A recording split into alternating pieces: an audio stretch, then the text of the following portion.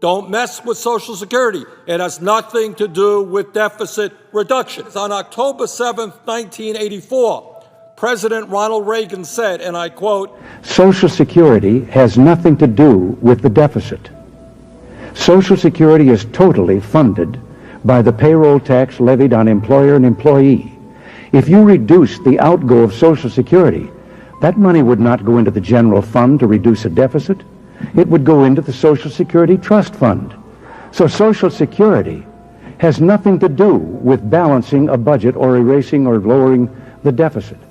The design of Social Security is meant to be self-sufficient and not directly influence the federal deficit, supporting Reagan's point that Social Security operates independently in terms of funding and deficits. This is why Bernie Sanders supports Ronald Reagan's view that Social Security has nothing to do with the deficit. Social Security is funded through its own dedicated payroll taxes, which means it operates with a separate revenue stream distinct from other federal spending. Ideally, this system should ensure that the funds collected cover the benefits paid out without impacting the overall federal deficit.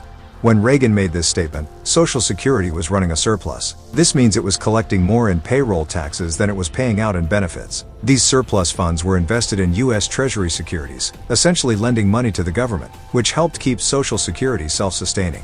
The federal deficit we often hear about includes all government spending and revenue, not just Social Security. So, while Social Security's finances are critical, they are separate from the broader federal deficit. The real challenge arises when Social Security itself begins running deficits, but that's a different issue from the general federal deficit Reagan was referring to. What is your take on this? Please let me know in the comment section.